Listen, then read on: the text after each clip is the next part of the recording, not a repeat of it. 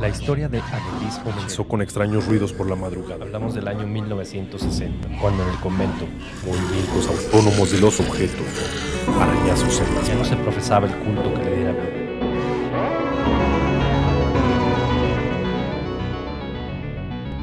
Hablemos de terror.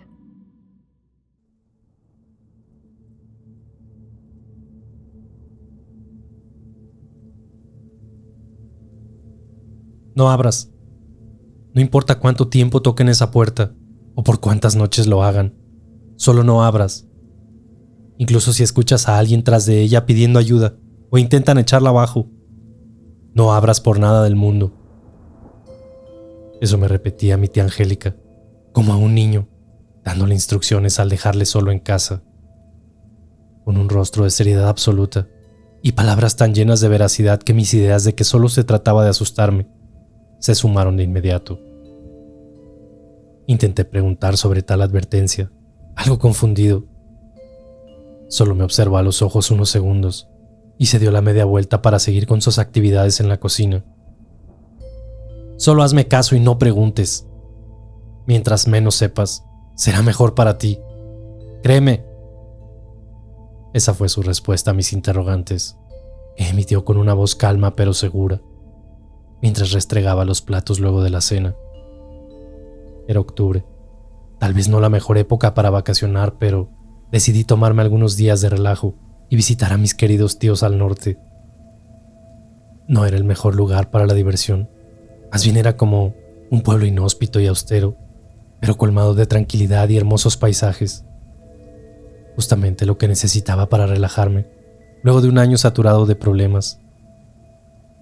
Estaba pasando un momento de aquellos en que quieres mandar todo a la mierda y no saber de nadie. Alejarte completamente de todo aquello lo que te rodea.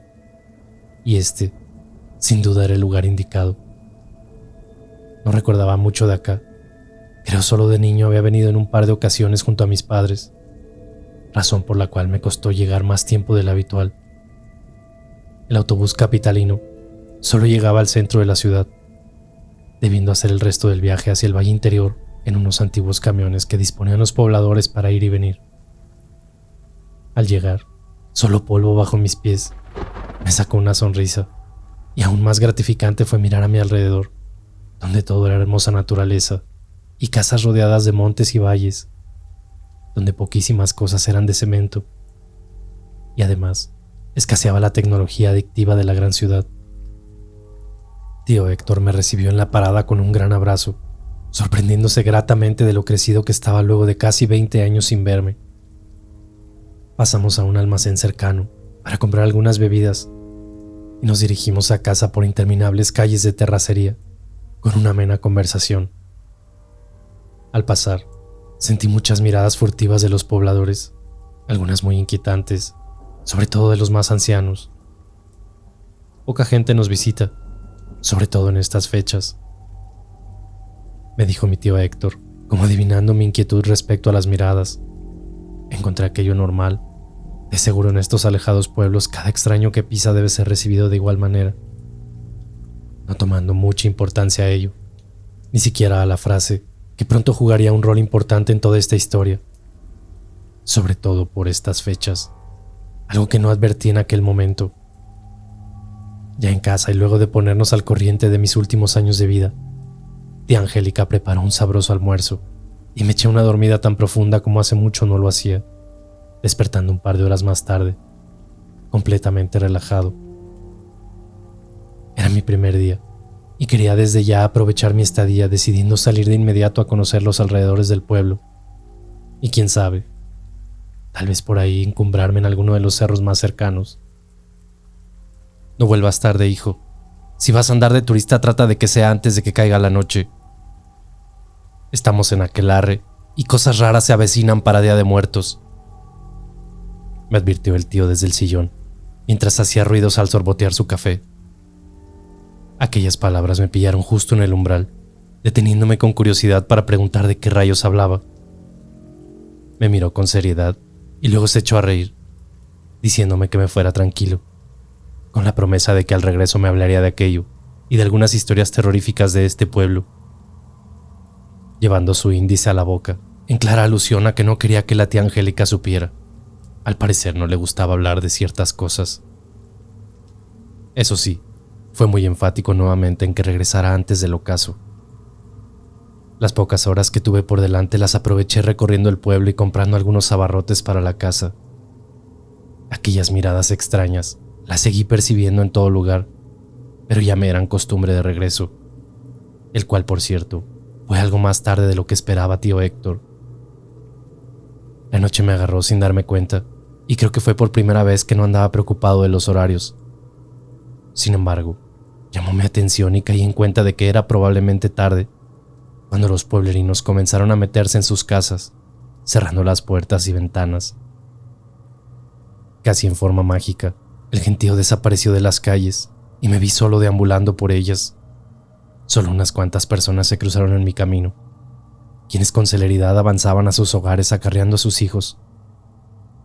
Aquello me pareció extraño, pues más que una costumbre de pueblo sentí que había miedo en ellos, o algo estaba ocurriendo, o por ocurrir por la actitud en que volvían a sus casas. La situación me hizo pensar en las palabras de tío Héctor. Tal vez era gente muy creyente y algo pasaba en estas fechas. Recordando que en ese preciso instante estábamos a vísperas de Halloween, Día de Muertos y todas esas cosas casi folclóricas para mí, pero que me parecían tan intrigantes que apenas llegué a la casa le cobré la palabra a tío para que me hablara de ello. Mi tía Angélica me regañó sutilmente por la hora, advirtiéndome que, a pesar de ser mayor de edad, estaba en su casa y que debía respetar ciertos horarios. Asentí prometiendo que no volvería a suceder.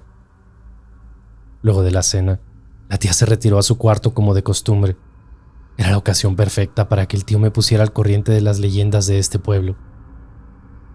Abrió una botella de vino y luego de servir 2 copas partió con su escalofriante relato. Estas son tierras de brujos. Una vez al año se reúnen a realizar sus misas negras, adoraciones y un montón de cosas horrendas. Las noches previas al Día de Muertos, en donde culminan las obscuras festividades con ofrendas a Satanás, y casi siempre son humanas. Se dice que en algún lugar de estos cerros hay un antro, una especie de caverna oculta y protegida por el mal, donde realizan sus asquerosos aquelarres. La gente dice que algunos brujos viven entre nosotros, pero se mantienen ocultos y desapercibidos durante todo el año. Pero eso no lo es todo. Criaturas horrendas y espectrales deambulan por la noche del 31 de octubre, como dueñas de un permiso infernal para mezclarse entre nosotros por esos días. Hay una figura en particular, a la que todos temen en demasía, llegando incluso a huir del pueblo cuando se acercan esas noches. Es el espíritu descarnado de una mujer, que algunos aseveran es la Llorona misma, que purga una pena por haber ahogado a sus hijos, y que recorre el pueblo en lamentos buscándolos, e intentando suplirlos con niños vivos cuyas madres los aferran tanto como a los rosarios y crucifijos durante las noches. Los más antiguos creen que es un ciguateteo, el alma errante de una mujer que murió al parir junto con sus hijos y que deambula cargando estos en busca de su hogar, completamente extraviada. Dicen que su aparición es un mal presagio que traería infortunio o incluso muerte. Quedé asombrado con las historias, más que aterrado. Pero soy tan incrédulo que a la mañana siguiente había olvidado todo aquello y me dediqué a turistear por los valles durante el día. Fue a mi regreso, donde todo comenzó a cambiar, donde la inquietud e intranquilidad comenzaron a apoderarse de mí. Era 30 de octubre, y al entrar al pueblo desde el valle presencié con rareza cómo algunas mujeres del pueblo abordaban el autobús despedidas por sus esposos, cargando enormes bolsos como saliendo de vacaciones. ¿Qué de raro puede haber en aquello?, se preguntarán. Pero si les dijera que todas ellas cargaban lactantes en sus brazos, o niños de 3 a 5 años, ¿qué dirían al respecto? Así es, tal cual. Algunas mujeres escapaban previo a las festividades de muertos con sus hijos a cuestas, como yendo horrorizadas y despavoridas tal vez de todo lo que me contó el tío Héctor. Algo de cierto debe haber, pensé. Pero luego y malamente medité sobre las creencias, la manipulación y sugestión que una historia puede llegar a tener sobre un grupo de personas a tal que huyen de algo que no pueden ver, de una leyenda que se cuenta de boca a boca y de pueblo en pueblo. Estaba totalmente equivocado. Pronto viviría en carne propia algo completamente espeluznante, pavoroso, confirmando que eran más que solo historias, que muchos aquí han visto cosas que nadie creería. Las noches peligrosas de las cuales debía cuidarme habían llegado. La gente le tenía un horror inmenso y un respeto tal que comenzó a notarse en el ambiente con cada puesta del sol. El pueblo se hacía fantasma, y ni un alma se sentía por ningún rincón polvoriento.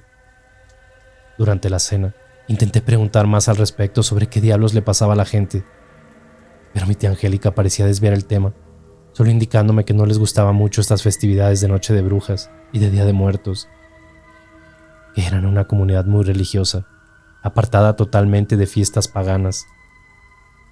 Tenía algo de sentido, pues confirmé días antes la existencia de una pequeña iglesia, casi una capilla con una hermosísima cruz que se empinaba desde su techo. «Deja de meterle cosas en la cabeza al muchacho», me recriminó durante la cena a mi tío Héctor duramente, luego de que abrí la boca comentando sobre las interesantes historias que había traído a mis oídos. Su tono había sido de enfado, pero se notaba nerviosa e inquieta a la vez. Cenamos casi en silencio, en donde solo los platos hablaban y el clásico sorbete del tío cuando bebía cualquier líquido rompía en la quietud. Pronto tocaron a la puerta 3 veces y pareció exaltar a ambos de sobremanera. La tía desvió la mirada hacia el tío algo gélida, con la boca llena de comida, notando que ambos dejaron de masticar y palidecieron al instante. Un silencio incómodo se apoderó de la casa. El tío levantó la vista hacia el reloj que marcaba las 8:20 y nuevamente tocaron la puerta. Me levanté de la silla en ofrecimiento amable de abrir, pero ambos al unísono me sentaron de golpe, dejando claro que no debía abrir esa puerta. Esta vez una voz tras ella apareció para aliviar la situación y sacarlos de aquel extraño estado que podría jurar que era de miedo. «Soy yo, señora Angélica, el padre Arnaldo», era la voz melosa tras la puerta. La tía abrió juntando a esta sus espaldas y sostuvo una breve conversación de no más de un par de minutos con aquel visitante. Puse oído, o intenté hacerlo para determinar su conversación, pero hablaban demasiado bajito, casi a susurros. Creo que aquel padre realizaba alguna visita de cortesía casa por casa, pues luego de cerrar a la distancia, me pareció escuchar que llamaba en la casa de un lado. Tía Angélica volvió a sentarse para terminar su cena, confirmando brevemente mis teorías sobre la visita del padre. Sin embargo, no comprendía su actitud de hace algunos instantes, observándolos a ambos por algunos segundos, esperando alguna explicación a su actuar. Fue ahí cuando recibí aquella advertencia de la tía, mientras recogía los platos y los llevaba a la cocina. «No abras jamás esa puerta. No importa cuánto tiempo la toquen o por cuántas noches lo hagan, solo no abras. No importa lo que escuches o a quien creas que está detrás de ella». Pensé que bromeaba al respecto, pero no. En sus ojos había una verdad inquietante con la complicidad del tío, que tampoco expuso palabra alguna esa noche sobre el tema. Sin mucho que hacer me fui a la cama, pero las horas pasaban sin poder conciliar el sueño. Era extraño, como si hubiese algo inquietante en el aire que me impedía dormir y me intranquilizaba. Era como un ambiente cargado, pesado, y luego se puso peor cuando una sinfonía de perros ladró y aulló por casi 1 hora, como advirtiendo de algo allá afuera. Luego vinieron los extraños sonidos de indeterminable origen. No sabría interpretarlos, pues en momentos se sentían cercanos y me parecían voces humanas murmurando, y por momentos gimiendo. En otros, muy lejanamente, como provenientes de los valles y montes que rodeaban el pueblo y que con la quietud de la noche resonaban en eco. Hubo momentos en que me parecían espeluznantes risotadas, como de una jauría de hienas que a lo lejos acechaba. Fui por agua a la cocina e intenté cubrirme con la almohada a ver si conciliaba el sueño, pero nada. Pronto sentí pasos en las afueras. Alguien transitaba de madrugada, y de ello estuve seguro, pues era inconfundible el sonido de los zapatos sobre la terracería. Me inquieté de sobremanera y más cuando crujió la techumbre sobre mi cabeza. Me paré y observé hacia la abismante obscuridad de las afueras, pero era imposible visualizar algo más allá de las siluetas de cerros a nuestro alrededor. Oculto tras la cortina, observé hacia ellos y me pareció ver extrañas luminiscencias en uno de ellos, como antorchas, dando fulgores en hilera. Pero pronto desapareció aquella imagen, creyendo que solo se trataba de mi cabeza sugestionada. Sentí un perro ladrar a la distancia y luego aquellas carcajadas de hienas. También un extraño lamento que me mandó a la cama al instante, pues pareció claramente un lamento humano. Para ser más específico, sonaba como de una mujer quejándose horrorosamente. Fue cosa de segundos, y no volví a escucharlo el resto de la noche. Pero fue tan pavoroso y espeluznante que me tapé con las cobijas y no me levanté más. Por la mañana sentí a los tíos salir muy temprano. Creo que asistían a misa, pues a los minutos de abandonar la casa replicaron las campanas de aquella pequeña iglesia. No tenía idea de la hora, pues la somnolencia me impedía hasta moverme. Claramente los días de descanso y tranquilidad habían acabado. Cuando pude ver el reloj, era casi mediodía, sorprendiéndome de tal, pero claramente debí conciliar el sueño muy de madrugada para haber dormido hasta esta hora.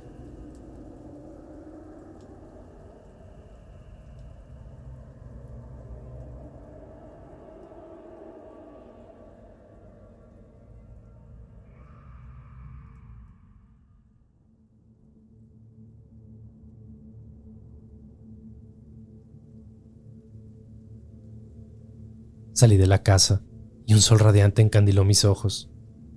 Caminé al negocio más cercano y parecía que toda la gente estaba en aquella iglesia a esas horas. El locatario me atendió sin quitarme la vista de encima en todo momento, sin decirme palabra alguna. Pero en su mirada había algo que intentaba interpretar. De regreso noté cruces pintadas sobre algunas puertas y en otras imágenes extrañas que me parecieron parte de la celebración de Día de Muertos. Pero luego pensé que, si aquí odian esas festividades, por ende su significado debía ser otro.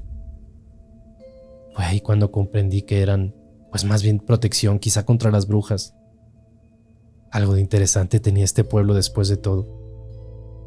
Por la tarde dimos un paseo con el tío a la ciudad en busca de abarrotes, aprovechando la instancia para saber un poco más sobre los acontecimientos en el pueblo durante estas fechas, que habían comenzado a causarme demasiada curiosidad. Y nuevamente interrogué al tío. Nadie habla de ello en el pueblo. Es como herejía o un pecado. Algunos piensan que si lo haces atraes a las brujas o a la Llorona, y ven con malos ojos a quienes lo hacen. Por ello no te voy a hablar demasiado de lo mismo, me dijo en voz baja, observando a su alrededor en el autobús, esperando que nadie escuchara nuestra conversación. Fue hace 10 años, cuando desapareció aquel recién nacido de una joven pareja que por ese entonces vivían en el pueblo. Se lo arrebataron desde su propia casa, desde su propia cama una noche de brujas. Si bien hubo fuertes rumores de que el propio padre lo había asesinado al no tener trabajo ni dinero para mantenerlo y ser un borracho empedernido, escondiendo su cuerpecito en algún lugar de estas tierras. Ni la policía ni nadie pudo comprobar aquello.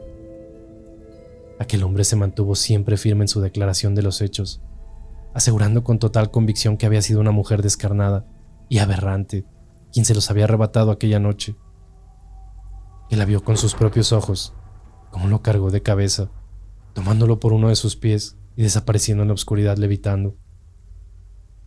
Casi fue linchado por los pobladores, no teniendo más remedio que huir junto a su mujer, que perdió la razón por la desazón de su pérdida. Nadie le creyó al hombre, excepto el padre Arnaldo, quien intentó ayudarlos hasta el final, cuando decidieron marcharse casi desterrados por la gente. No fue hasta el año siguiente que las aberrantes y delirantes declaraciones tomaron veracidad, cuando una familia desesperada y horrorizada llegó a la iglesia indicando que una bruja había intentado llevarse a su pequeña hija. El matrimonio había despertado de madrugada ante el llanto ensordecedor y desesperante de su hija, encontrándose de frente con una mujer horrible y huesuda, agazapada en la ventana, acechando con claras intenciones de robarse a su bebé. Esa mañana nos reunimos en la iglesia, en donde un sinnúmero de teorías aparecieron respecto a quién era aquella espectral figura que acechó a los Morales. Fue ahí cuando creció la leyenda con mayor fuerza sobre que aquella mujer fantasmagórica, que para algunos era la Llorona, mientras otros afirmaban que se trataba de una bruja, que bajaba desde los cerros en busca de ofrendas para sus aquelarres. Recuerdo que una chica aseveró que su abuelo era un brujo y participaba desde joven en aquellas misas negras y aquelarres de Día de Muertos. Esos sí eran rumores que desde siempre habían existido en este lugar, pero nunca nadie había hablado de sufrir algún ataque de brujas o brujos. Solo se sabía que se reunían en los cerros para sus asuntos, y menos de ninguna mujer espectral, lamentándose por las calles cargando críos. Era como que hubiese sido despertada de un letargo descanso, como una nueva leyenda o maldición para nosotros. Jamás se había oído tanta cosa aberrante ni manifestado tanto temor por parte de la gente, el que fue creciendo con los días, cuando más personas aseguraban sentir pasos en sus techos por las noches, y otros más haber visto efectivamente una mujer descarnada transitar en la oscuridad con sus hijos en brazos y emitiendo lamentos horrorosos a medianoche. Luego se dijo que el espectro iba de casa en casa golpeando puertas en busca de ayuda para ella y sus hijos, pero sus intenciones verdaderas eran traer desgracia a su paso y de existir infantes, arrebatarlos de los brazos de sus padres para consumir sus almas puras, o quizá para reemplazar a los propios. ¿Entiendes ahora por qué algunas mujeres huyen estos días con sus pequeños? ¿O de la advertencia de tu tía sobre no abrir la puerta por las noches? Fueron las últimas palabras del tío sobre el tema. Me había quedado completamente claro todo lo que significaban estas fechas y los horribles acontecimientos que dieron lugar a sus miedos. Quedé largo tiempo de regreso meditando sobre ello y empecé inclusive a sentir algo de miedo. Hoy era noche de brujas. Ya en casa y mientras bebía café en el umbral, observando cómo la noche comenzaba a devorarse al pueblo, recordé la noche de brujas del año pasado, y el contraste era tremendo. Las calles colmadas de niños disfrazados con sus clásicas calabazas pidiendo dulces de puerta en puerta. Menos acá, hasta donde los perros parecían ocultarse, y solo un viento cálido se abría por las calles. Decidí entrar pese a que aún era temprana la noche, pero comencé a sentir aquel ambiente insano, inquietante y atemorizante de la noche anterior. Tía Angélica se fue temprano a la cama, pero antes encendió veladoras a un sencillo altar que mantenía en una esquina y rezó el rosario silente antes de marcharse a su cuarto. El tío la siguió minutos más tarde, luego de que compartimos viendo el noticiario y platicando de algunas cosas de mi vida. Claramente no había más que hacer que resguardarse e intentar dormir, pero era algo complicado, luego de saber todo aquello que rodeaba este pueblo. Sin embargo, me quedé dormido. Tan solo avancé unas cuantas páginas del libro Caballo de Troya, cuando cayó este sobre mi pecho y entré en un sueño profundo sobre las cobijas. 3 fuertes golpes me despertaron exaltado y un poco confuso a esas horas de la madrugada, no recordando siquiera dónde estaba, pero entumecido por el frío reinante y por haber olvidado meterme bajo las ropas de cama. El libro cayó al piso al enderezarme, y en un principio creí que aquellos golpes habían sido partes de mi sueño, alimentados por la interesante lectura. Pero no. Completamente despierto volví a oírlos. Alguien llamaba a la puerta. Eran golpes de a 3, con intervalos de un par de segundos entre uno y otro. No sabía la hora, y pensé tal vez en la posibilidad de que sea aquel padre nuevamente. Pero al mirar mi reloj y confirmar que eran casi las 4 de la madrugada, se desvaneció completamente aquella idea. Me puse los tenis y abrí la puerta del cuarto avanzando lentamente hacia la sala principal. No quise encender la luz, pues las provenientes del cuarto eran suficientes para iluminar mi camino, hasta cierto punto. Pero me detuve gélido, cuando aquel inusual golpeteo fue acompañado de un espeluznante gemido de dolor tras la puerta, y luego un llanto tenue, casi imperceptible. Me acerqué en dirección a la puerta, pero una silueta oscura parapetada en el salón casi me infartó. Trastabillé hacia atrás de la impresión, confirmando que se trataba de la tía, quien rosario en mano oraba, susurrante a pocos metros de la puerta. Me observó de reojo sin dejar de mover sus labios en oraciones, y luego me hizo aquel gesto con su dedo para guardar silencio. Los golpes en la puerta continuaron algunos minutos, antes de que aquello ahí afuera desistiera y todo fue nuevamente silencio absoluto. Comencé a temblar y a ser consumido por un miedo que jamás había experimentado. La tía me llamó con un gesto y casi gateando llegué a donde ella, intentando pasar lo más lejos de aquella puerta. Ya a su lado, me puse de pie y esperé a que terminara de encender las veladoras de aquel altar, sin tener idea de qué diablos me diría. Los fulgores daban a la casa un ambiente aún más tétrico, sobre todo cuando tomó una de las velas y la puso frente a su pecho para hablarme. Toma esta vela, hijo, y enciérrate en la pieza. Checa que esté bien cerrada tu ventana y cierra bien las cortinas. Si eres católico o profesas alguna religión, reza. Reza para que la descarnada se largue de aquí con su mala fortuna y con sus putridos críos. Tragué saliva, obedecí como un niño y me fui directo al cuarto, cerrando la puerta tras de mí. Dejé la vela sobre una cómoda, a pocos metros de la ventana, y me metí en la cama rápidamente, enrollándome bajo las cobijas y tapándome la cabeza con la almohada. Intenté rezar, pero no recordaba las oraciones que de niño aprendí de la abuela, por lo que sometí mi fe hablándole directamente a Dios, rogando porque nos protegiera de toda maldad que anduviera ahí afuera. Al rato sentí ladridos y nuevamente aquellas risas de hienas espeluznantes a la distancia. Me senté en la cama creyendo que los rezos habían surtido efectos, pues aquellos golpes habían cesado. Pero no, esto aún no terminaba. Puse oído a los perros y no parecían cercanos, pero era intenso su ladrido, y pensé malamente que quizá esa cosa andaba por otras casas. De pronto la cortina se movió sutilmente y también lo hizo la flama de aquella vela, como si una pequeña corriente de aire se hubiera colado en el cuarto. No fue nada, no fue nada. Me repetía sin despegar mi vista de la flama que había retomado su quietud, cosa que duró solo un instante, pues nuevamente comenzó a oscilar. Esta vez con más fuerzas, casi extinguiéndose de un soplido del viento, que también hundió las cortinas y que se colaba desde la ventana, la cual no estaba cerrada del todo.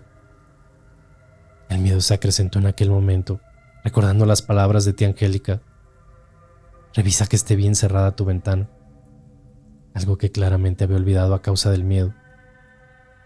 La vela flameaba casi al ritmo de las cortinas y sentí un enorme pavor, pero como de lugar debía asegurar aquella ventana, incorporándome de la cama y avanzando con piernas débiles y temblorosas que no me acompañaban en mi accionar. Casi arrastrando los pies, llegué por un costado, corriendo sigilosamente la cortina, para observar estúpidamente a la oscuridad. No veía absolutamente nada, y el reflejo que la vela daba en el vidrio mermaba mi visión hacia el exterior, decidiendo apagarla de un soplido, pensando a la vez que, de haber alguien afuera, podría verme por la luminiscencia. Esta vez, sin reflejo alguno, pude observar con algo de claridad hacia la penumbra. Como estaba oculto desde el lado izquierdo de la ventana, solo tenía campo visual sobre mi derecho. Confiadamente, al no ver nada, asomé medio cuerpo corriendo a la cortina más notoriamente para poder observar hacia mi izquierda, y fue la peor decisión. Dios mío, ahí estaba ese asqueroso ser, aquella mujer descarnada, esperándome para darme el susto de mi vida. Huesuda, tan solo cubierta de pellejo, parecía más bien una osamenta caminante. Solo algunos maltrechos cabellos colgaban de su cráneo, y de su rostro alargado casi se desprendía de su quijada. Era un rostro horrible de muerte, y sus ojos casi ocultos en enormes cuencas oscuras parecían mantener aún algo de vida, pero una de sufrimiento y dolor, de una pena tan horrible que se traspasaba su sentir con aquella mirada hipnotizante. Petrificado del horror, pude notar cómo aquellos ojos fueron transformándose en odio, en un odio inmenso que pude sentir al nivel de maldecirte con sus horribles ojos negros. Cargaba un niño en uno de sus brazos y apretaba con fuerza con sus falanges huesudas y de uñas largas. El niño parecía esconder su cabeza sobre su pecho, dándome la impresión de que intentaba infructuosamente lactar de lo que quedaba de sus senos descarnados. Esa pequeña criatura espectral se movía, Dios santo. Noté cómo su cabeza intentaba sostenerse o buscaba desesperadamente su alimento. Las palpitaciones las sentí hasta en mis oídos, y pronto una debilidad corporal extraña. Era un debilitamiento inexplicable, una sensación de pavor inconmensurable que pronto me haría perder la conciencia, no sin antes apreciar que del otro brazo pellejudo cargaba un segundo niño. Este era más pequeño, casi como un feto o un recién nacido de horas, pero inerte y sin vida. Lo cargaba colgando de uno de sus pequeños brazos, y vi con ojos propios cuando esa pequeña abominación levantó su cabeza, y unas cuencas negras, vacías, parecieron observarme y devorarme mientras que en mis oídos replicaba un espantoso, gutural y extenso lamento mortuorio. Desperté con el sol atravesando las cortinas, exaltado y confundido. Me senté en la cama y la cabeza pareció estallarme de dolor. No era el cuarto donde todo había ocurrido, era la habitación de mis tíos. Seguía aún consumido por el miedo y no miento que quise convencerme de que todo aquello había sido una terrible pesadilla, que solo había sido un mal sueño, que aquella mujer descarnada y sus pequeñas abominaciones no existieron, y el encuentro aquel nunca ocurrió. Observé a mi alrededor, y el cuarto estaba repleto de veladoras, o más bien la cama rodeada de estas. De mi cuello colgaba un crucifijo de plata, el cual tomé y observé asustado por algunos segundos. ¿Qué rayos estaba pasando? No entendía nada. Más cuando una serie de figuras de santos yacían sobre los muebles de los tíos, también iluminados con veladoras, y un gigantesco crucifijo a mis espaldas, sobre la cabecera de cama, yacía imponente. Esto me estaba asustando en demasía, pero a la vez me confundía e intenté ponerme de pie, pero me fue imposible por un debilitamiento extraño de mi cuerpo y un mareo que me tumbó de nuevo a la cama. En eso entró mi tía Angélica, con una taza de algo de beber. No te levantes, debes descansar. Bebe esto caliente e intenta dormir, dijo mientras revolvía aquella infusión extraña y amarga que pronto degustaría mi paladar. ¿Qué me pasó?, pregunté con voz trémula, mientras sostenía con escasas fuerzas la taza e intentaba beber aquel extraño té caliente. La tía me miró con ojos de no muy buenas noticias, o más bien de preocupación. ¿La viste, cierto?, me preguntó, y no necesité más para entender a qué se refería, confirmando con ello que lo de anoche no había sido ninguna pesadilla. Asentí con la cabeza y agaché la mirada. Debes descansar. Te cuidaremos, pero debes quedarte aquí un buen tiempo, hasta que te sientas mejor. No cualquiera tiene un encuentro con ella y se la lleva fácil. ¿Por qué las velas y todo esto?, pregunté ingenuamente. Hoy es Día de Muertos. No queremos que vengan a buscarte. Sus palabras fueron un balde de agua fría. Me sentí como maldito por aquella mujer descarnada, como si hubiese envenenado mi sangre o consumido mi energía de alguna forma en aquel encuentro, como si aún estuviese en mi mente resonando aquel espantoso lamento. Era ella la causa de mi aflicción, de esta maldición, y me costó días creerlo y asumirlo, días en que no tenía fuerza para ponerme de pie o para hacer cosas simples como comer un plato de comida. La tía me rezó a mis pies 2 o 3 veces al día durante 2 semanas y no paró de encender veladoras. El cura aquel vino un par de veces también a ello y darme la Eucaristía, susurrando conversaciones a mis espaldas que me inquietaban aún más, pues siento que al final nunca supe realmente qué tenía o cuánto mal me habían hecho. Fue la 3ª semana que comencé a sentirme mejor y pude pararme del todo de aquella cama. Si bien poco a poco había ido recuperando las fuerzas y mi estado, seguía consumido por el miedo. No quería salir de aquel cuarto y menos de la casa. Las noches fueron las más horrendas, en donde hasta cerrar los ojos me costaba, pues la veía constantemente, también en mis pesadillas, despertando empapado de sudor y con las pulsaciones al 100. Prácticamente solo dormía de día. Aún la sueño. Han pasado casi 6 meses y aún sueño con aquella horrible mujer. Me exalto de sobremanera y comienzo a sudar cada vez que siento a alguien llorar o cuando escucho algún lamento por las calles o en el metro. Tampoco he sido capaz de abrir mis cortinas ni mis ventanas Temo hacerlo y encontrarme con aquella mujer descarnada, cargando a sus pútridos críos. Temo aún seguir maldito.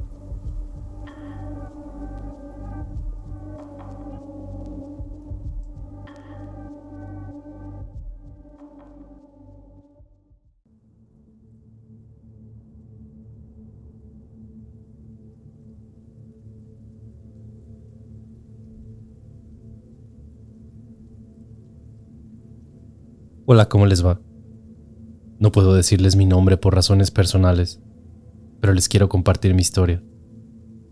Me quedé sin trabajo y estoy perdiendo a mi familia, y estoy seguro de que todo tiene que ver con esa maldición.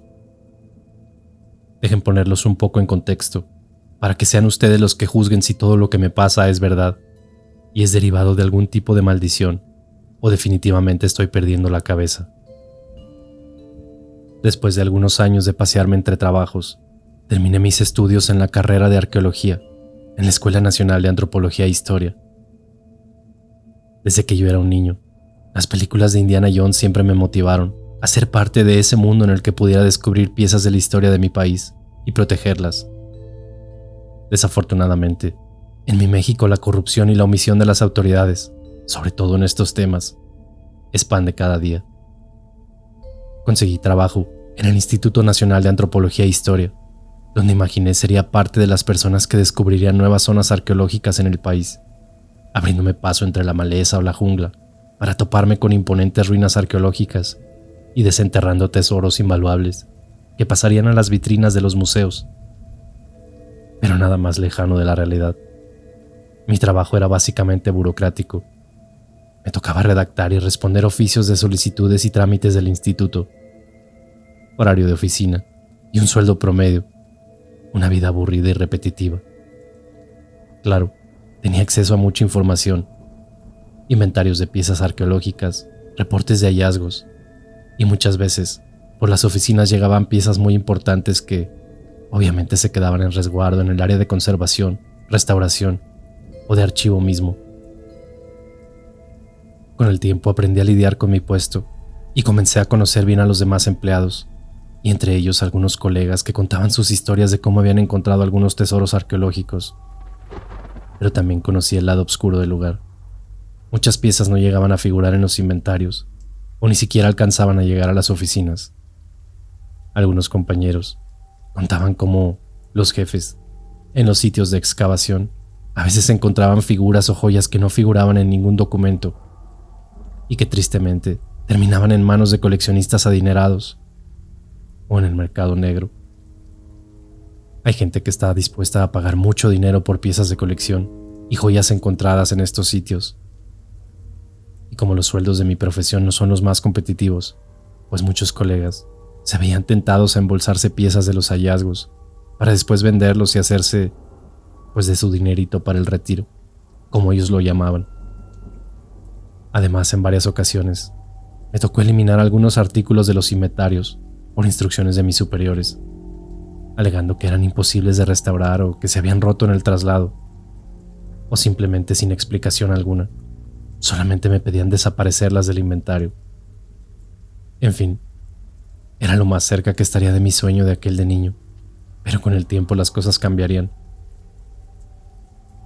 Después de al menos de un par de años en los que siempre desempeñé el mismo puesto, uno de mis superiores decidió que me permitiría atender un reporte de un hallazgo arqueológico que supuestamente unos campesinos habían encontrado en una parcela. Todavía recuerdo esa tarde-noche, cuando estaba por salir de la oficina y me llamó para informarme de mi comisión. López, usted dice que tiene muchas ganas de trabajo de campo, ¿verdad? Sí, licenciado, es lo que siempre he esperado. Está bien, genérese un oficio de comisión, que lo voy a mandar a que atienda un reporte de un supuesto hallazgo. No se emocione, que no se va a encontrar pirámides, pero pues al menos para que le pegue el aire. Además, no se crea que muchos quieren ir. A veces son solo huesos de algún muertito del pueblo y se inventan historias de restos de antiguos pobladores de la zona. Pero le encargo que se ponga muy atento, porque según se encontraron algo interesante, alguna joya o algo por el estilo.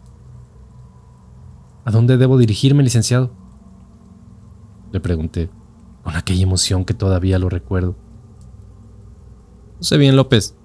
Pregúntele a Lupita. Ella tomó la llamada y tiene todos los datos, así que haga el oficio antes de irse para que lo deje firmado y mañana mismo comience su comisión. Por fin mi primer trabajo de campo, y la emoción se me notaba en la cara.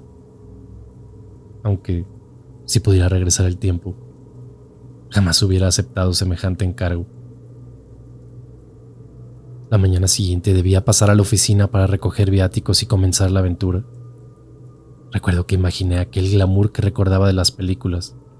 Lástima que no fue nada de eso. El reporte era en una ranchería, en el estado de Michoacán, cerca de una población llamada Zacapu. Así que la idea era viajar el mismo día hasta la capital, donde me vería con otros compañeros de las oficinas de Morelia, y hacer el plan para salir ese mismo día a la zona, y así buscar hospedarnos en aquel lugar para atender el reporte un día después. Todavía me pregunto, ¿por qué mandarme a mí si los compañeros de la ciudad de Morelia les quedaba mucho más cerca la zona? Después me enteré que yo iba como representante de mi jefe, que era autoridad, y que de alguna forma tenía informes de que podría tratarse de algo valioso, y él quería que lo trajera conmigo, de vuelta a las oficinas centrales. Pues después de trámites y camino, por fin llegamos con los compañeros al hotel donde nos hospedaríamos, y a primera hora salimos rumbo al poblado donde era el supuesto reporte. El camino era una terracería que se internaba en un cerro cercano. Pocos caseríos de vez en cuando nos iban indicando el camino. Después de un poco rato llegamos a una ranchería, donde al parecer ya nos esperaban. Un amable muchacho nos recibió con unos refrescos diciéndonos que él había hecho el reporte de lo que había encontrado y que no le había contado a nadie más, porque su abuelita le dijo que eso que había descubierto era algo que traería mucha maldad y mala fortuna. Entonces nos contó todo lo sucedido, mientras emprendíamos la caminata entre huizaches y hierbas de campo. Yo por aquí paso casi todos los días. Allá arriba hay un ojo de agua y se hace una cascada pequeña. Somos bien poquitos los que venimos para acá, porque pues sí queda medio lejos. Hay que subir por el monte como una media hora, y como se puso bien hierbado por las lluvias, yo vine con un machete para estar limpiando ahí el lugarcito y que se mirara mejor. Luego, como estaba bien lodoso, pues empezó a desgajar tantito el suelo, ahí al lado de la cascadita, y pues me encontré un como túnel o entradita, por detrás de donde cae el agua. Estaba quitando la hierba, cuando me di cuenta que sí se podía meter uno más para adentro. Y pues me metí nomás allá a la entradita, pero no moví nada de lo que vi.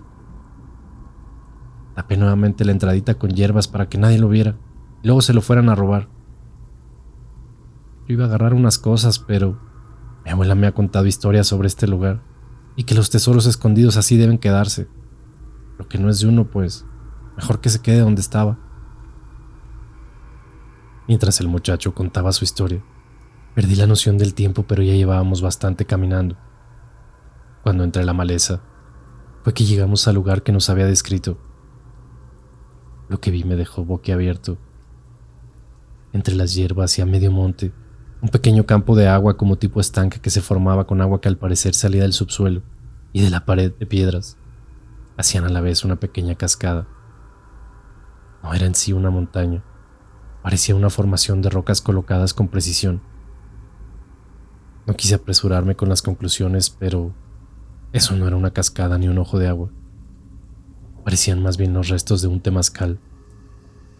Y si mis conclusiones eran acertadas, efectivamente estábamos entre los restos de algún centro ceremonial prehispánico. Aunque lo que encontramos después me dejó muchas dudas sobre el hallazgo. Con la ayuda de su machete, abrió paso entre la maleza y fue cuando dejó al descubierto aquella entrada, que realmente no era un túnel, era el acceso como a una área rectangular tipo recámara, donde fácilmente podrían caber unas 20 personas. Edmundo, el joven, fue muy claro al decirnos: aquí está la entrada, pero yo más para allá no me meto. Este lugar está maldito. De inmediato le pregunté a qué se refería con que el lugar estuviera maldito, y me señaló hacia un rincón de aquel lugar, donde se posaban unos restos óseos casi al descubierto entre el suelo. Alrededor del cuerpo Habían algunas vasijas como de barro y algo brillaba cerca del cuerpo. Así es. Parecían joyas, o al menos a la distancia eso era lo que se apreciaba. No tardamos mucho en entrar al lugar, con la advertencia de aquel muchacho de que tuviéramos cuidado y de que él no se hacía responsable de nada de lo que pudiera pasarnos. Las advertencias eran tantas que yo estaba seguro de que aquel joven sabía algo más que no nos había dicho. Pero de igual manera, teníamos que entrar y ver qué era lo que estaba allá adentro. Solamente cruzando el umbral de la entrada, la energía del lugar era distinta. Un ambiente pesado, un aroma a humedad y a putrefacción se concentraban en ese espacio. De esas veces que pareciera que era mejor no estar en ese lugar. No tuvimos que hurgar mucho entre el lugar para darnos cuenta de que estábamos ante algo inusual. Encontramos algunas figuras en barro, con un extraño cuerpo muy delgado y cabeza algo grande, redonda y plana. Algunas vasijas con monedas, de lo que parecía era oro español, y algunas osamentas. Esto era un gran hallazgo, pero antes de reportar lo encontrado, debíamos catalogar todo lo que encontráramos en el interior a simple vista. Llevábamos un par de bolsas grandes entre las mochilas, y mis compañeros decidieron que debíamos meter todo en ellas para que no llegara alguien a robárselo. Yo sugerí apegarnos a nuestro manual de procedimientos, tratando de acordonar la zona y poner banderillas donde se encontraban las cosas para generar un registro fotográfico del hallazgo. Aunque a mis compañeros eso no parecía interesarles. Después de discutirlo con ellos, me di cuenta de que sus intenciones eran otras y que probablemente no reportarían todo lo encontrado en el lugar para poder embolsarse lo más que pudieran y reportar tal vez que solo era el hallazgo de un cuerpo de algún campesino. Mira, López, aquí hay millones de pesos en cosas de valor. Si las reportamos al instituto, ni siquiera alcanzarán a llegar a una vitrina. Se las van a robar los jefes. Nadie sabe de este lugar, así que no esperan que encontremos gran cosa. A pesar de mi negativa de hacer ese tipo de cosas, insistieron en que al menos lo que estaba al descubierto lo lleváramos en las bolsas hasta la habitación del hotel para investigar más de qué se trataba y evitar que alguien viniera a robárselas. Mientras me decían eso, ya tenían una bolsa llena con algunas monedas, vasijas y en particular algo que parecía un collar con piedras preciosas. No les voy a mentir, era una joya que dejaba ver su valor a la distancia. Sin siquiera saber qué tipo de piedras eran, se veía que era algo muy valioso. Algo resignado, ayudé a meter las cosas en la otra bolsa hasta que no se veía que olvidáramos algo. Poco antes de salir de aquel lugar, y siendo yo el último en dirigirme a la salida, me encontré una figura extraña, como en un nicho, antes de la salida. Era una figura en barro, de forma humanoide con piedras que parecían obsidianas en sus ojos. La figurilla mediría no más de 30 centímetros de altura y pareciera que estaba colocada a manera de resguardar el lugar. Decidí meterla en la mochila y salir donde mis compañeros discutían ya con Edmundo, el joven que nos había llevado al lugar. Al parecer lo convencían de que debían llevárselo encontrado para poder hacer un inventario de las cosas encontradas, pero que debía hacerse en el hotel, porque ahí teníamos las computadoras y acceso a señal de internet y de teléfono. López, ¿sí o no debemos llevarnos todo a resguardo para inventariarlo? Dile aquí a Edmundo que no es para robárnoslo, sino que es el procedimiento a seguir. Esa fue la primera mentira que hice en mi trabajo. Asentí con la cabeza, y eso de manera extraña dejó al joven más tranquilo. Después de la larga caminata de regreso, llegamos hasta donde dejamos el vehículo, y antes de subir al coche, una anciana, que al parecer era la abuela del muchacho, se acercó a nosotros para solamente decirnos: a él no lo pueden robar. Muchos lo han intentado y terminan muriendo. Ese lugar está maldito y todo lo que sale de ahí debe regresar y pronto. Señora, no nos vamos a robar nada, se lo prometo. Vamos a estudiar las piezas y a generar un inventario para devolver todo a su lugar, ya que regresemos con alguien que pueda poner una puerta para que cierre ahí. Fue lo primero que se me ocurrió contestarle, mientras emprendíamos el camino de vuelta al hotel. Era algo tarde y queríamos ducharnos para cenar algo, y antes de descansar darle una ojeada a lo encontrado y buscar más información al respecto del lugar, su historia, los asentamientos registrados y todo lo que pudiera servirnos de algo. O al menos, esas eran mis intenciones. Mientras tomaba una ducha, escuchaba que mis compañeros estaban sacando las cosas de las bolsas y las acomodaban en el suelo de la habitación que los tres compartíamos. Escuché cómo se reían repartiéndose el tesoro, mientras decían: esta para ti, esta para mí, y esta para el otro necio que se aliviane, y a ver si así jala con nosotros. Cuando salí del baño, me encontré con una escena muy extraña. Mis compañeros estaban tumbados en su cama, completamente dormidos. En el suelo de la habitación, las dos bolsas con todos los objetos dentro de ellas. Pero en mi cama, algo extraño. Aquella pequeña figura que yo había metido en mi mochila estaba al pie de la cama, como dirigiendo la mirada hacia aquellas bolsas. De repente un extraño ruido me golpeó los oídos dejándome inconsciente y en el suelo. La mañana siguiente, mis compañeros me despertaron moviéndome y sacudiéndome. Había tenido un sueño demasiado real.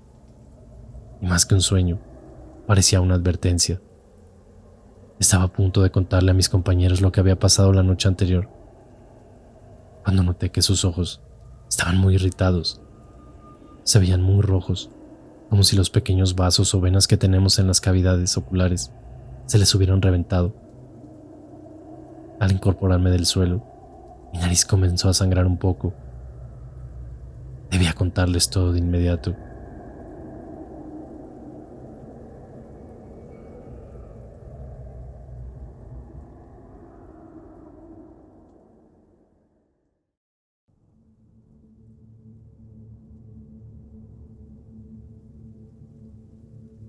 Después de limpiar el sangrado de mi nariz, y antes de que alguien dijera algo, quise compartirle a mis compañeros lo que había según yo soñado.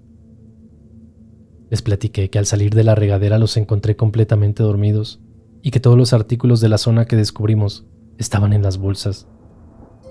También les dije que no me parecía que hubieran hurgado en mi mochila para sacar la estatuilla que estaba ahí guardada.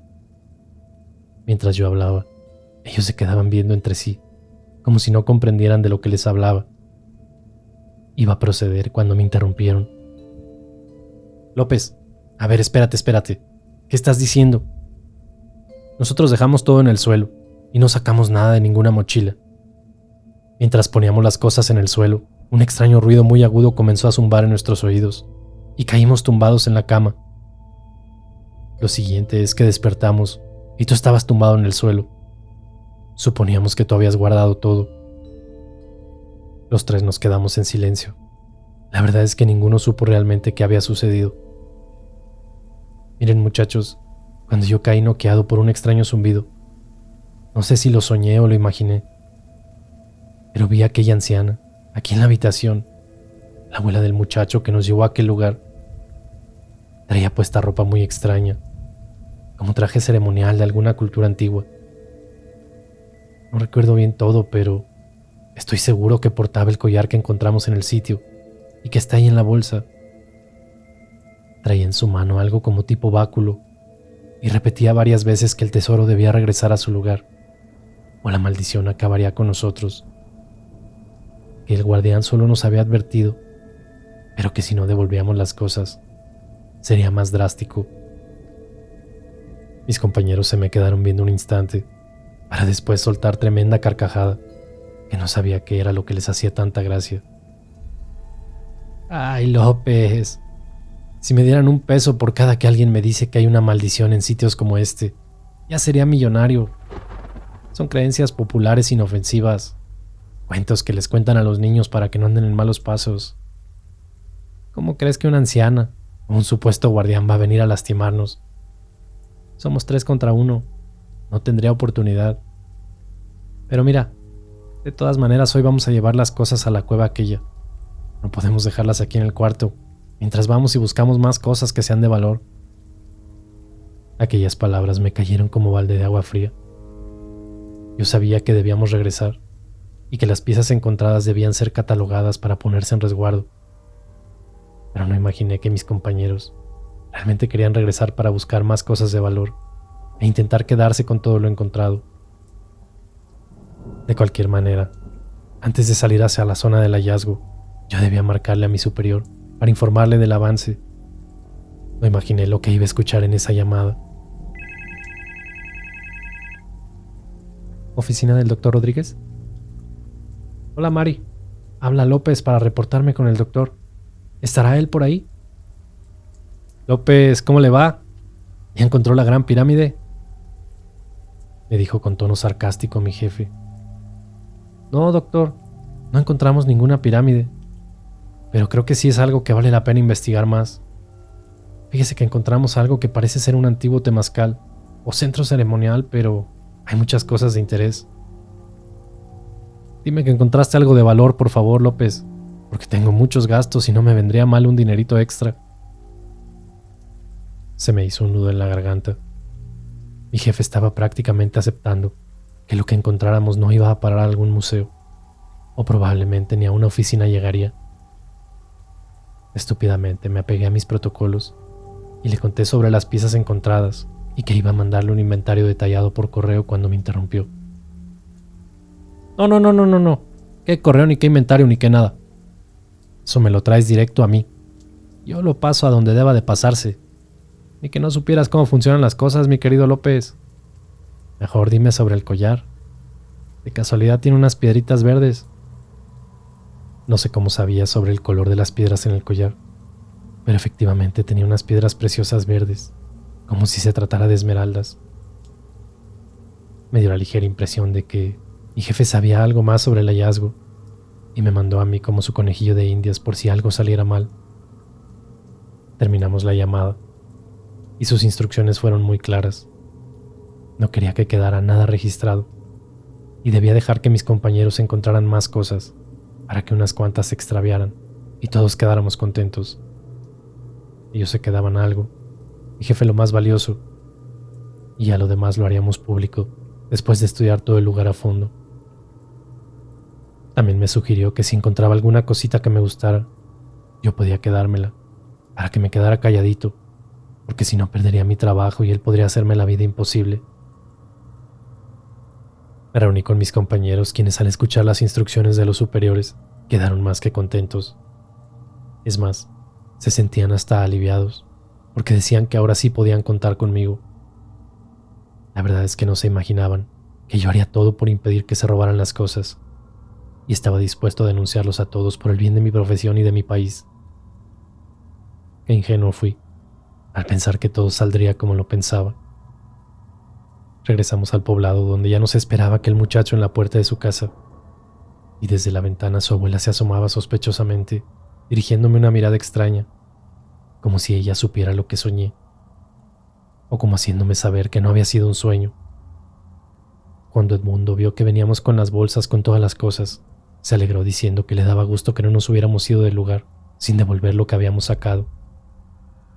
Mis compañeros, mintiéndole a la cara, le dijeron que estuviera tranquilo, que todo venía de vuelta donde pertenecía, pero que mientras no pudiéramos resguardar el lugar, las cosas estarían bajo nuestro cuidado, aunque tuviéramos que cargarlas todos los días. Mientras emprendíamos el camino, aquella anciana salió de su casa y me detuvo poniéndome su mano sobre la espalda para decirme: el guardián te está observando, no puedes engañarlo. Aquellas palabras solo hicieron más difícil mi camino. ¿A qué se refería? ¿Acaso ella sabía algo más? ¿O realmente ella se apareció en mis sueños? Después de la caminata, llegamos nuevamente a aquel lugar que permanecía tal cual lo encontramos el día anterior. Esta vez, ayudados de unos caballos, habíamos subido con equipo más apropiado para la exploración: lámparas de piso, pico y pala, además de algunas cajas plásticas para colocar objetos encontrados, mientras yo cargaba con mi cámara para documentar las cosas.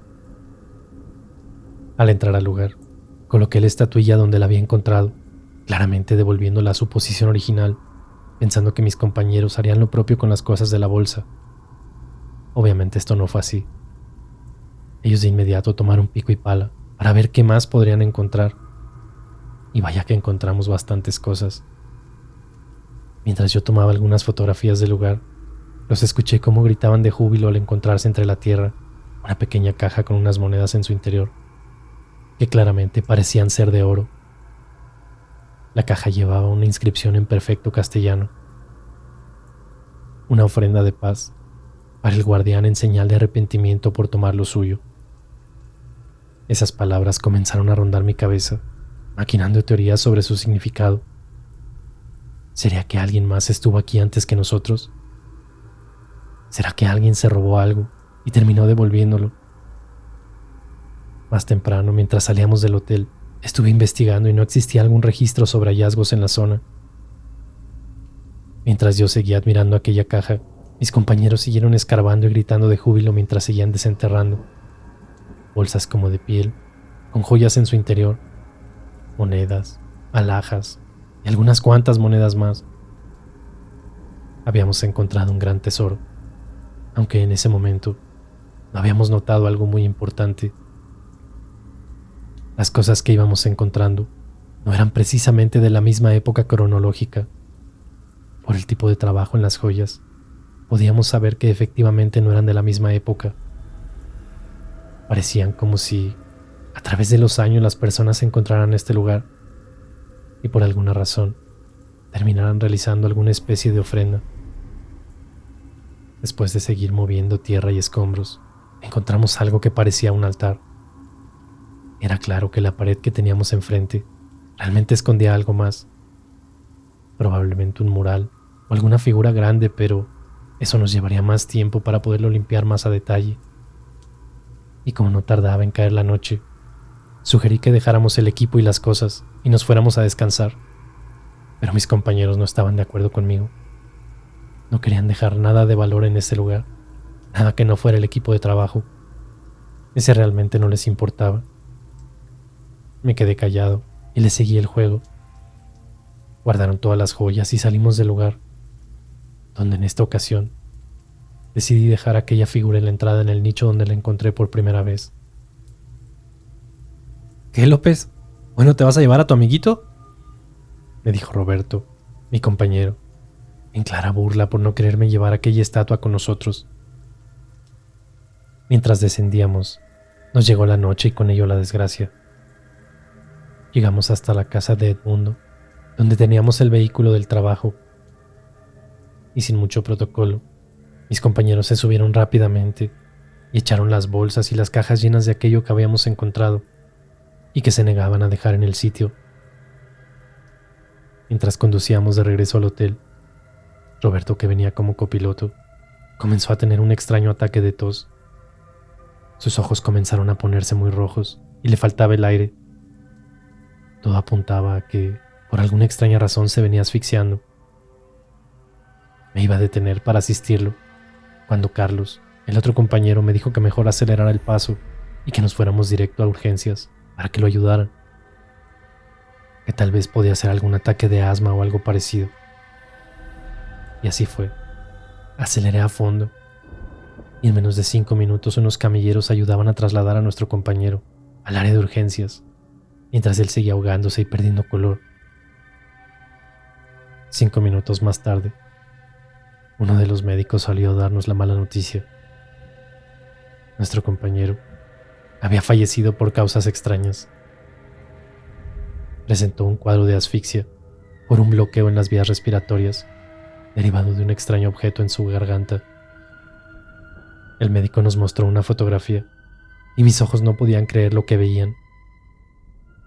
Era un pedazo como de piedra tallada, con la forma de aquella estatuilla que resguardaba la entrada de aquella cueva. Mientras observaba aquella imagen, el doctor nos entregó una bolsa con los objetos personales encontrados en la ropa de nuestro compañero. Y allí estaba aquel collar. No sé cómo llegó a la bolsa de mi compañero, pero tenía una clara idea de ello. No quiero hablar mal de un difunto, pero creo que quería robarse aquel collar y lo sacó de la bolsa de objetos para ponerlo en la bolsa de su pantalón y hacer como si se hubiera extraviado. Tenía que llamar a mi jefe para contarle lo sucedido, así que no vacilé en hacer aquella llamada para avisar de la horrible tragedia. Pensé que debido a la noticia, Me pediría que suspendiéramos las actividades, pero, opuesto a eso, me dijo que continuáramos explorando y que no perdiera de vista ese collar. Además de que él personalmente visitaría el sitio al día siguiente o en 2 días. Así que después de hacer las llamadas pertinentes a familiares de nuestro compañero, y una vez que llegaron en un par de horas al lugar, mi otro compañero y yo nos fuimos al hotel a descansar un poco. En el camino veníamos comentando lo sucedido. ¿A poco crees que lo haya matado la supuesta maldición?, me comentó Carlos. No lo sé. Estuvo muy raro, pero no deberíamos llevarnos nada de este lugar. Deberíamos devolver las cosas y limitarnos a dejar limpio ese lugar y hacer el registro del hallazgo. No, hombre, ¿hasta crees? Ahora somos menos y nos toca de más. Mañana vamos y sacamos lo último y nos pelamos de este lugar. Me parecía increíble que aun con la muerte de un colega y siendo su compañero, solo pensara en seguir buscando qué podría llevarse de aquella cueva. Pero al parecer, hay personas que solamente tienen el dinero en la mente. Llegamos a nuestro hotel, donde una sorpresa más nos estaba esperando. Abrimos la puerta de nuestra habitación, pero esta vez dejamos las bolsas y las cajas con los hallazgos en el auto, el cual estaba seguro dentro del estacionamiento del hotel. Para sorpresa nuestra, en el suelo, al pie de las camas, estaba aquella figura que resguardaba la entrada a la cueva. Posaba de frente hacia la puerta, como si nos estuviera esperando. Nos quedamos helados del miedo. No sabíamos cómo había llegado hasta nuestra habitación. ¿Acaso esa figurilla era el supuesto guardián? Carlos, que no venía de muy buen humor, se acercó protestando y mentando madres contra aquel objeto. Al llegar a él, se agachó para levantarlo, pero en el momento en que sus manos hicieron contacto con aquella figura, cayó desmayado al suelo, mientras a mí solamente me comenzó nuevamente a sangrar la nariz, y al mismo tiempo, un agudo sonido penetraba mis oídos y la cabeza me sacudía del dolor. Alcancé a escuchar nuevamente una voz, esta vez algo, digamos, monstruosa, que decía: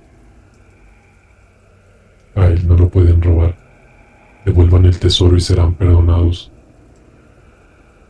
Mientras esa extraña voz penetraba mis oídos, mi mente se nubló y me comenzaron a llegar imágenes muy extrañas. Era algo como un sacrificio prehispánico. Había gente con máscaras.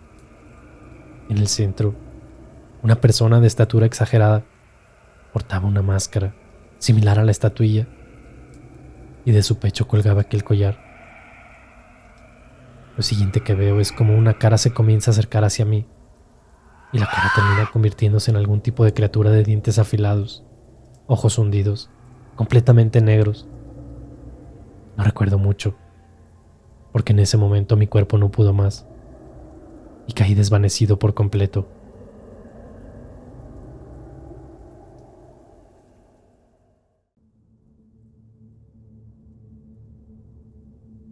López, abra la puerta.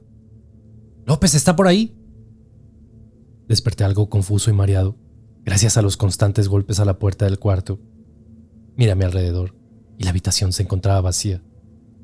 Mi compañero Carlos no estaba en la habitación, pero supuse que se había levantado temprano para conseguir algo para desayunar.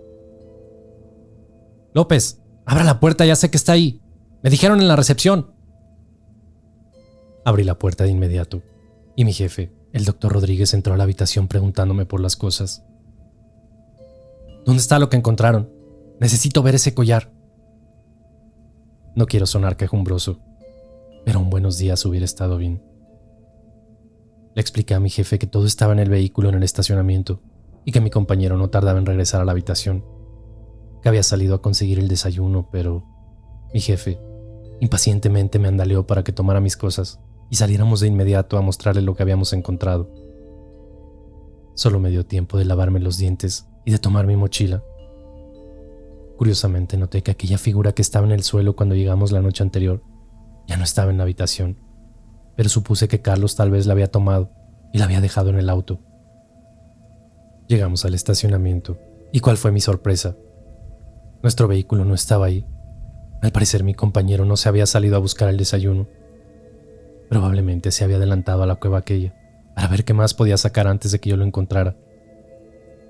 Muy molesto, mi jefe me repetía que me había encargado que no le quitara los ojos de encima aquel collar, mientras conducía su auto a toda velocidad, camino hacia aquel poblado donde se encontraba el hallazgo. No tardamos mucho en llegar, y esta vez no estaba Edmundo para recibirnos, pero sí estaba nuestro vehículo del trabajo. Así que tal como lo imaginé, Carlos ya estaba en el lugar.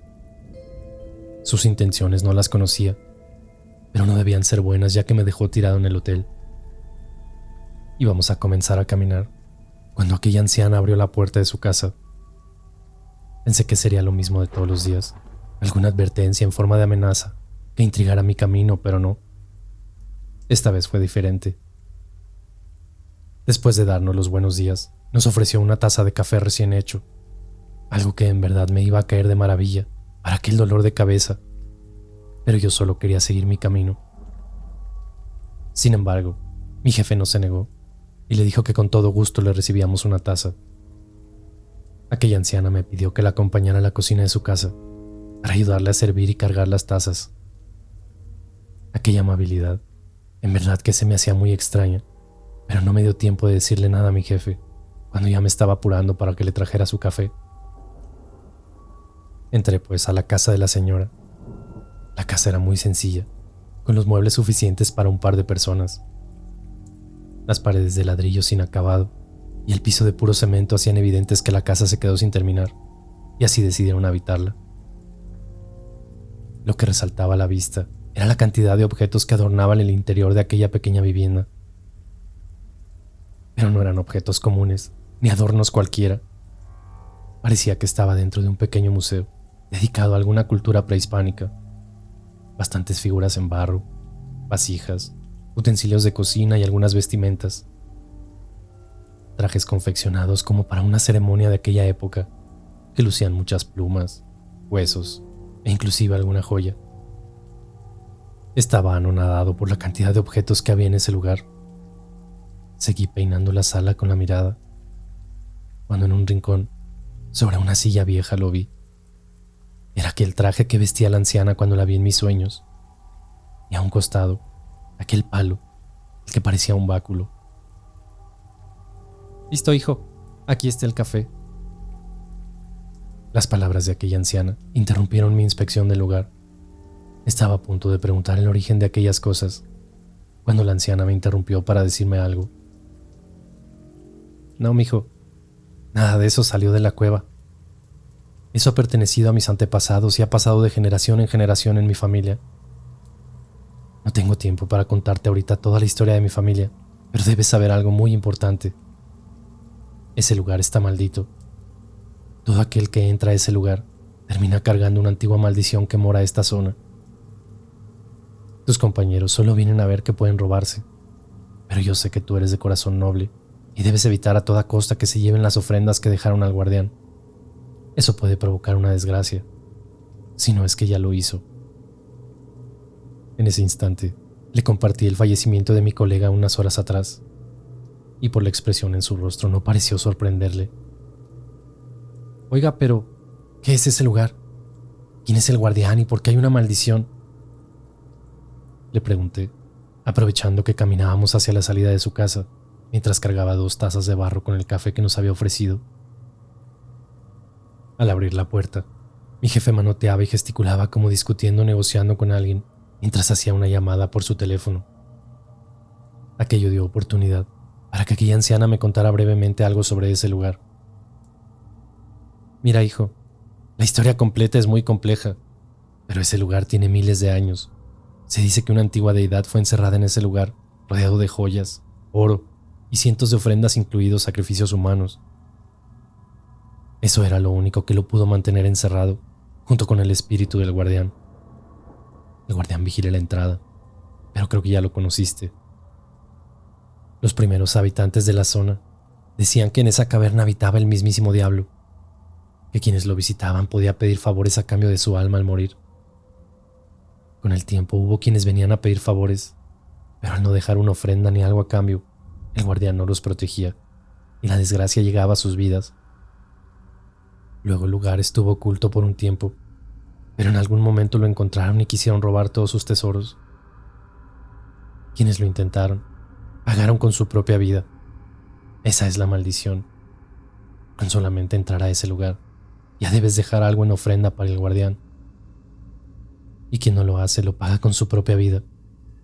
Y no se hable de intentar robar porque tu vida no bastará para pagar la deuda. Mi nieto conocía un poco las leyendas del lugar, pero no sabía la historia completa ni mi papel en ella. Cuando se encontró ese lugar, creyó pertinente llamar al gobierno para que lo revisaran. Pero él es noble. No se imagina que todos solo andan buscando qué robarse. Yo pude ver que tú no eres así. Por eso ahora tú debes evitar que se lleven algo de ahí.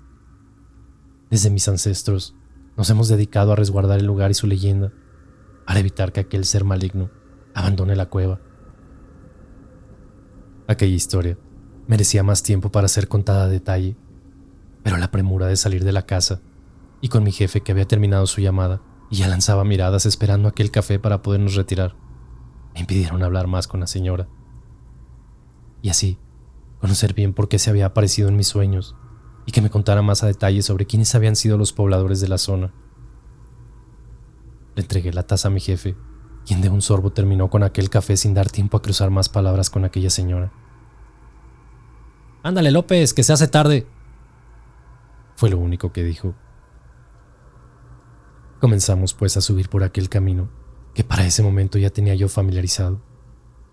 No intercambiamos muchas palabras en el trayecto, hasta que un poco antes de llegar, mi jefe tropezó con una piedra y se resbaló para caer de puras sentaderas al piso. Mientras lo ayudé a levantarse, de su pantalón un papel doblado había caído al suelo, descubriendo su contenido y dejándolo a la vista. Era un dibujo de aquel collar, el que habíamos encontrado en la cueva. Trae para acá, López, eso no es tuyo. Doctor, ¿por qué tiene usted un dibujo de ese collar? Yo nunca le dije cómo lucía. Eso a ti no te importa. ¿Ya me lo llegamos? En ese momento recordé las palabras de aquella anciana, diciéndome que hiciera todo por evitar el saqueo de aquel lugar. Así que saqué valor e increpé a mi jefe diciéndole: Pues si no me dice de dónde sacó ese dibujo, aquí me doy la vuelta y hágale como pueda para encontrar el lugar y regresarse. Creo que en muchos años no me había sentido tan vivo. No solo había establecido mi postura, sino que además no me importó en ese momento que fuera mi jefe a quien le grité. Por la mirada en su cara, sabía que probablemente perdería mi trabajo. Pero a estas alturas ya no me importaba ni me interesaba seguir trabajando para un sistema corrupto, que solo vela por sus propios intereses y que cobija a ladrones y vividores en sus filas. Fue en ese momento cuando con una mirada de pocos amigos me contó que ese lugar ya en alguna ocasión había sido encontrado, que alguien encontró algunos tesoros que se encontraban ahí y que los había puesto a la venta en el mercado negro. Habían llovido ofertas millonarias por los artículos, pero que ese collar valía una fortuna. Antes de llevar a cabo la venta de las piezas, por alguna razón el vendedor se había arrepentido y había devuelto las cosas a su lugar, pero que nunca regresó con vida. Un extraño accidente en el camino le había dejado sin vida en un hospital horas más tarde. Antes de morir balbuceaba sobre un guardián y una supuesta maldición. Parecía que había perdido la cabeza, diciendo toda clase de palabras extrañas y pidiendo que nadie buscara ese lugar. En ese momento lo interrumpí para preguntarle cómo es que sabía tanto de eso y cómo había llegado ese papel a sus manos. Y su respuesta me dejó atónito. Este papel, López, me lo dio mi padre, minutos antes de morir en un hospital cercano a este lugar. Yo apenas era un chavalo, pero desde ese día prometí que algún día encontraría este lugar y honraría la memoria de mi padre. Él no era ningún ladrón. No entiendo por qué puso esos objetos a la venta. Pero cuando encontró este lugar, algo cambió en él. Por eso quiero ver qué fue lo que lo cambió y quiero dejar su ofrenda. Mi jefe sacó de entre su bolsa una piedra verde muy pequeña. Parecía una esmeralda igual a las que tenía aquel collar. Esta piedra, López, es de ese collar. Venía envuelto en el papel que me dejó mi padre. En su último suspiro, tuvo tiempo de decirme unas pocas palabras. Me pidió que la devolviera esto a su lugar. que él no sabía cómo había quedado entre sus ropas. Él se encargó de devolver todo, pero probablemente al sacar el collar de su bolsa, esa piedra se desprendió. Desde ese día, López, he buscado este lugar para honrar la memoria de mi padre y terminar con esa maldición que cae en mi familia. No estás para saberlo, pero desde que tengo esa piedra conmigo, nunca he podido estar tranquilo. Me he divorciado 2 veces y mis hijos no me hablan. El poco dinero que gano en el trabajo no me rinde lo suficiente. Y mi salud nunca ha sido la mejor. Aquellas palabras me dejaron más confundido de lo que puede estar. Lo miré a los ojos y le prometí que devolveríamos esa piedra a su lugar, para que si es que había un tipo de maldición, hoy mismo terminara. Así que avanzamos los últimos metros restantes y ahí estaba aquel lugar. Afuera, en el suelo, el cuerpo inconsciente de Edmundo estaba al pie de la entrada. Un charco de sangre alrededor de su cabeza advertía que probablemente lo habían golpeado con una roca o algo por el estilo. Me acerqué y tomé sus signos vitales para darme cuenta que respiraba. Esto claramente había sido obra de mi compañero Carlos, quien se encontraba en el interior de la cueva. Mi jefe intentó llamar a una ambulancia o a la policía misma, pero en ese lugar no había ningún tipo de señal telefónica que lo permitiera. Teníamos que actuar rápido. Había que entrar y esperar que mi compañero actuara pacíficamente ante nuestra presencia. Entramos vociferando su nombre, advirtiendo nuestra presencia para calmar los ánimos, pero nadie respondía. Al entrar, lo que me tocó ver es algo que a la fecha no puedo olvidar y me provoca pesadillas todavía. El cuerpo de mi compañero estaba tirado, apenas cruzando la entrada. Por su posición, parecía que estaba a punto de salir de ese lugar. Sus ojos, no sé cómo decirlo, pero sus ojos parecía que habían explotado. De sus oídos y narices corría sangre. Su cráneo parecía que estaba aplastado. Era una escena que ni en película de terror había visto antes. En aquel nicho de la entrada, aquella figura resguardaba el lugar. No había tiempo para perder, así es que debíamos sacar el cuerpo y devolver aquella piedra al collar para salir de ese lugar y pedir ayuda. Sacamos aquel cuerpo a rastras y volvimos a entrar para de una vez por todas regresar la piedra y largarnos. Pero en cuanto cruzamos la entrada, el ambiente de aquel lugar cambió impredeciblemente. Una onda gélida recorrió el lugar. En un instante, aquellas lámparas de piso que estaban instaladas iluminando el lugar dejaron de iluminar, como si la batería de respaldo que les daba poder hubiera perdido repentinamente su potencia.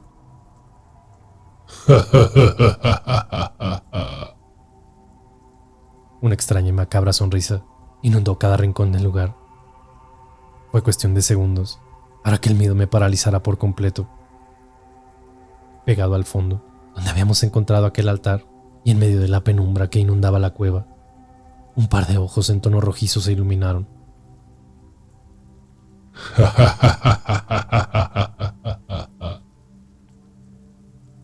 Nuevamente esa macabra sonrisa surgió del fondo de la cueva. No había duda, algo más se encontraba en ese lugar con nosotros. Estaba completamente en shock y paralizado. Si lo que me había contado aquella anciana era cierto, estábamos ante la presencia de un demonio milenario que estaba atrapado en este lugar por muchos años y quien precisamente no estaría de buen humor. Realmente no había mucho que pudiéramos hacer. Podíamos salir corriendo e intentar dejar aquel collar en el altar para salir de ese lugar y nunca más regresar. Todo fue muy rápido. No sé cómo lo hicimos, pero sé que tuvimos ayuda. Así es. En un instante todo era obscuridad. Dentro de la cueva se comenzó a sentir como el revoloteo de cientos, si no es que miles de aves, que nos rodeaban haciendo círculos alrededor de nosotros. Mi jefe sacó de su bolsillo su teléfono y encendió la lámpara. Aquello que vimos no tiene nombre. Es más, ni siquiera puedo describir con exactitud aquella cosa. Una figura humanoide de estatura notablemente muy grande. Su cuerpo parecía formado como con raíces o ramas de algún tipo de árbol. Sus piernas estaban definidas, pero era un ser negro, con una cabeza de forma muy extraña. De su frente parecía que 2 cuernos salieran hechos con raíces de árbol. Su cara estaba tapada con alguna especie de máscara que permitía ver el par de ojos en un rojo intenso. Aquella cosa no se movía mucho, solo emitía tremendos gruñidos que cimbraban aquel lugar. Nuevamente la luz falló. Recordé que entre mis bolsas traía una pequeña lámpara de mano, así que de inmediato la saqué de entre mi pantalón para encenderla. Aquella cosa o bestia, o lo que fuere, ya estaba a medio camino entre el presunto altar y la entrada a la cueva. Se movía muy lento, como si le costara, y no sé cómo explicarlo, pero como si fuera armando su esqueleto un paso a la vez, recuperando energía o yo qué sé. En ese momento mi jefe sacó de su bolsa aquella piedra pequeña del collar, la que traía guardada, y la puso a contraluz de mi lámpara. Esto llamó la atención de aquel ser, quien inmediatamente estiró lo que tenía por brazo, como intentando alcanzar aquella gema. Mi jefe avanzó con dirección al altar. A lo lejos, aquel collar estaba tirado, justo al pie del mismo. Todo fue en segundos que parecieron horas, pero de alguna manera el doctor, mi jefe, tomó aquel collar y le incrustó la piedra faltante. Todo fue calma y silencio, como si con un interruptor pudieras apagar toda la maldad del lugar. En ese momento las luces de piso que teníamos en el lugar volvieron a iluminarse. Todo parecía como si estuviera en orden. Al parecer Carlos, mi compañero, de alguna manera lo había acomodado todo, como una especie de ofrenda en el altar aquel. Al parecer, se había arrepentido de llevarse cualquier cosa de aquel lugar. «Vámonos, doctor. Aquí ya no tenemos nada que hacer», fueron las primeras palabras que salieron de mi boca. Echamos un último vistazo a aquel lugar, donde todo se veía como si nunca se hubiera movido ni tocado nada. Un poco nervioso, nos dimos la vuelta y avanzamos hacia la salida. Como yo estaba más cercano a la entrada, salí primero y me giré para ver cómo salía mi jefe. En el momento que él estaba por salir, alguna especie de fuerza invisible lo jaló hacia adentro de aquella cueva. Intenté tomar sus manos, pero mi intento fue inútil. En cuanto su cuerpo cruzó aquel umbral, la entrada se cerró de una manera extraña, como si la maleza retomara su lugar y el acceso quedó bloqueado por vegetación espesa y espinosa. No había mucho que hacer.